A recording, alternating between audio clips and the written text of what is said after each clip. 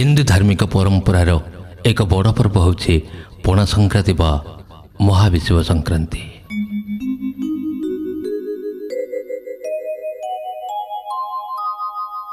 यह ओडियार नववर्ष कहुए।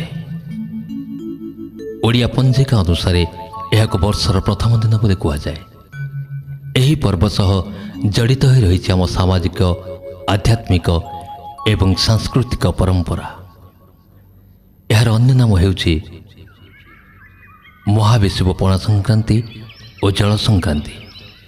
यही दिन में सूर्य विषुव रेखार अवस्थान सह 12टी राशि रे चलन हेउथिबारु एहाकु महाविषुव संक्रांति कहुए। यह ओडिशार घरे घरे एक पवित्र दिन भाव पालन करा जाए। तेणु यही संक्रांति रे